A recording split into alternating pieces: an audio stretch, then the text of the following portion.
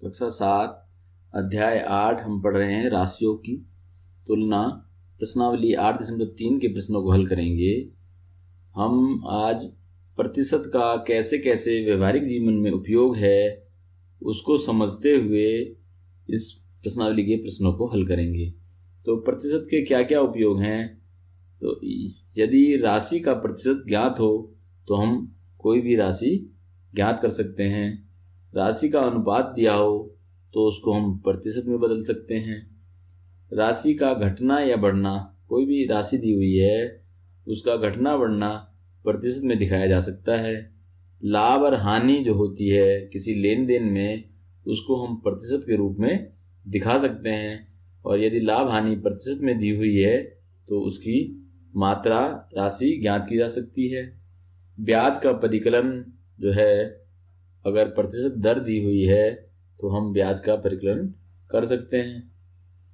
तो आज हम सीखेंगे अनुपातों से प्रतिशत ज्ञात करना, बढ़ने या घटने को प्रतिशत के रूप में दिखाना, और वस्तु से संबंधित मूल्य जो हैं, क्रय मूल्य, विक्रय मूल्य, इससे संबंधित प्रश्नों को हल करेंगे और लाभ हानि को प्रतिशत में दर्शाएंगे।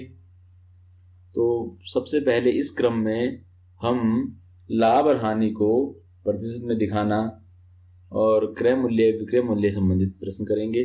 तो पहला प्रश्न, तो पहले प्रश्न को करने से पहले हम जरा लाभ हानि को समझते हैं। तो एक उदाहरण के माध्यम से समझते हैं। माना एक दुकानदार एक कमीज जो है वो 200 रुपये में खरीदता है और फिर उसको कमीज को 250 रुपये में बेच देता है। तो जितने में दुकानदार ने खरीदी है वो उसका क्रय मूल्य है और जितने में दुकानदार ने बेची है वो उसका विक्रय मूल्य है। तो हम देख रहे हैं 200 रुपये में खरीदी है, 250 रुपये में बेची है, तो उसको लाभ हो रहा है, यानी कि वो 50 रुपये कमा रहा है इस सौदे में।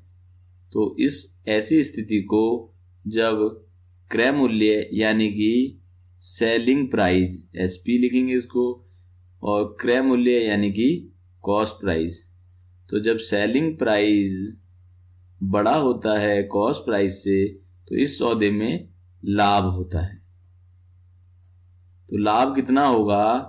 तो लाभ बराबर लिखेंगे विक्रय मूल्य यानी कि सेलिंग प्राइस माइनस क्रय मूल्य यानी कि कॉस्ट प्राइस। तो हम इस तरह से लिख सकते हैं इसको कि प्रॉफिट इजकल टू या गेन इजकल टू गेन, यानी लाभ बराबर एसपी माइनस सीपी।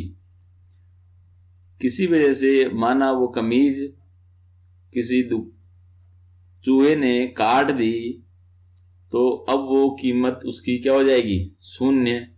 तो उसको तो दुकानदार को 200 रुपये का नुकसान हो जाएगा। तो नुकसान को कम करने के लिए कई बार दुकानदार क्या करते हैं, उस कमीज को बेच दें वो कितने रुपए में? 150 रुपये में या 100 रुपये में। किसी ग्राहक को ऐसा जरूरतमंद कि भाई ये थोड़ा खराब है और इसको आप ले लो, मैं 200 रुपये की आप 150 ही रुपये दे दो, है ना, इसमें थोड़ा सा रफू करा लेना, ठीक करा लेना, ये आपके काम की आ जाएगी। इसी प्रकार से जैसे टमाटर होते हैं, टमाटर खराब होने वाले होते हैं, दुकानदार उसको क्रय मूल्य से कम पे बेच देता है। तो ऐसे सौदे में 200 रुपये में खरीदी थी दुकानदार ने, अब 150 रुपये में बेच रहा है। तो यहाँ पर देखो सेलिंग प्राइस क्या है? 150 और कॉस्ट प्राइस कितना है? 200। तो कॉस्ट प्राइस जो है वो सेलिंग प्राइस से ज़्यादा है, यानी कि सेलिंग प्राइस कॉस्ट प्राइस से कम है। तो ऐसे सौदे में होती है हानि, नुकसान। तो कितने रुपए का नुकसान हो गया? यहाँ पे ऊपर हमने लाभ नहीं निकाला, लाभ जो था वो 250 रुपये एसपी था, 200 रुपये सीपी था, 50 रुपये का लाभ। अब यहाँ पे हानि जो है वो हो जाएगी सीपी माइनस एसपी, यानी जो बड़ा है उसमें से घटाएंगे। तो सीपी कितना है? 200 रुपये, ये अब सीपी हुआ, 200 यहाँ लिखेंगे, और एसपी कितना है? 150 रुपये। तो इस सौदे में अब उसको 50 रुपये का नुकसान हुआ। अगर वो कमीज नहीं बिकती तो 200 रुपये का नुकसान होता, तो हानि को, नुकसान को कम करने के लिए दुकानदार इस तरह की चतुराई करते हैं कि कॉस्ट प्राइस से थोड़ा कम में बेच देते हैं। तो नुकसान 200 रुपये के नुकसान से बच गए, मात्र 50 रुपये का ही नुकसान हुआ। तो इस तरह से हम लाभ और हानि के कॉन्सेप्ट को समझ सकते हैं। फिर देखें कि लाभ जो है परसेंट में ज्ञात करना हो तो लाभ प्रतिशत कितना होगा। तो लाभ यानी कि लाभ को हम भिन्न के रूप में लिखें तो लाभ किस पे हो रहा है, लाभ क्रय मूल्य के अनुसार। तो लाभ अपॉन क्रय मूल्य, और परसेंट में बदलने के लिए क्या करेंगे, 100 से गुणा। तो ये हो जाएगा लाभ प्रतिशत बराबर लाभ गुणा 100 बटे क्रय मूल्य। इसी प्रकार से हानि प्रतिशत निकालना है, इसको यहाँ पे लॉस भी लिख सकते हैं हम अंग्रेजी में, लॉस बराबर CP माइनस SP। तो हानि परसेंट क्या होगा, हानि अपॉन क्रय मूल्य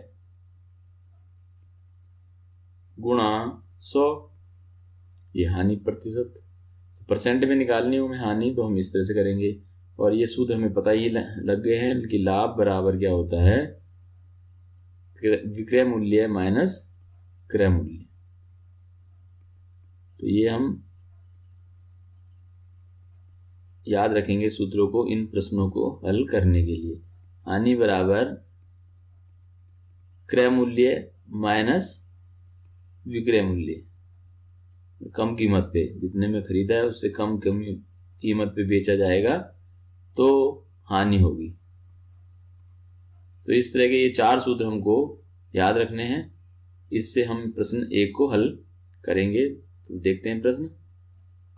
पहला खंड देखें, बगीचे में काम आने वाली कैंची 250 रुपये में खरीदी गई और 325 में बेची गई। तो ये है ये, तो खरीदी कितने में है, क्रय मूल्य क्या है, कॉस्ट प्राइस क्या है 250 रुपये, और सेलिंग प्राइस कितने में बेची 325 रुपये में। ये यहाँ पे दशमलव नहीं है। तो यहाँ देख रहे हैं SP जो है वो CP से बड़ा है, तो इस सौदे में लाभ होगा। तो लाभ बराबर क्या होगा, SP माइनस CP। ये सूत्र हमने किस तरह से आए हम समझे हुए हैं और यहाँ पे लिखे भी हैं। तो SP माइनस CP, यहाँ विक्रय मूल्य माइनस क्रय मूल्य, या इसको SP माइनस CP ऐसे लिखा जा सकता है। तो यहाँ 325 माइनस 250, तो ये आ गया 75 रुपीज। तो इस सौदे में 75 रुपये का लाभ हुआ है। तो ये भी कहा जा रहा है कि प्रतिशत में ज्ञात कीजिए। तो लाभ प्रतिशत क्या होगा, बराबर लाभ गुणा 100 अपॉन क्रय मूल्य। ये सूत्र हमको पता है। तो लाभ कितना है 75 रुपीज का इंटू 100, और क्रय मूल्य कितना है 250 रुपये। तो इसको हम सरल कर सकते हैं, 0 से ये 0 कैंसिल, 25 बन जा 25, 3 जा 3 10 जा 30। तो 30% का लाभ हुआ है इस सौदे में। इस सौदे में 30% का लाभ हुआ है। तो इसी तरह से बी पार्ट है, इसमें भी 12,000 में खरीदा है, 13,500 में बेचा है, तो अधिक में बेचा है। SP ग्रेटर देन CP, लाभ हो रहा है। इसी तरह से लाभ प्रतिशत भी निकालेंगे आप। फिर है अलमारी 2,500 में खरीदी है, 3,000 में बेची है। इस सौदे में भी लाभ हो रहा है क्योंकि SP CP से बड़ा है, विक्रय मूल्य क्रय मूल्य से ज्यादा है। फिर देखें स्कर्ट 250 में खरीद कर 150 में बेची गई। तो ये इसी तरह की समस्या है जैसे मैंने अभी कमीज की बताई, 250 में खरीद करके 150 में बेची है। तो यहाँ पर D खंड में देखें CP जो है वो 250 रुपये है और SP जो है वो 150 रुपये है। तो देख रहे हैं CP जो है बड़ा है SP से, यानी कि क्रय मूल्य विक्रय मूल्य से अधिक है, तो इसलिए इस सौदे में हानि होगी। तो हानि कितनी होगी, हानि बराबर CP माइनस SP। CP कितना है 250 रुपये, SP कितना है 150 रुपये, माइनस करेंगे 100 रुपए की हानि हो गई इस सौदे में। अब हानि प्रतिशत निकाल लें, तो हानि परसेंट बराबर हानि अपॉन क्रय मूल्य गुणा 100। तो हानि कितनी है 100 रुपए की, क्रय मूल्य कितना है 250 रुपये, तो ये 100 इंटू ये 100, ये तो है ही पहले से यहाँ पे, और अपॉन में क्रय मूल्य 250 रुपये। सरल कर लें, 0 से 0, 25 बन जा 25 चौके 4 10 जा 40% की हानि हुई है इस सौदे में। तो इस तरह से हमको इनके सूत्र याद रखने हैं, क्योंकि आने वाले और प्रश्नों में हम इनका उपयोग करेंगे, और शेष यहाँ बी और सी पार्ट को आप स्वयं करेंगे समझ करके, ए पार्ट की तरह।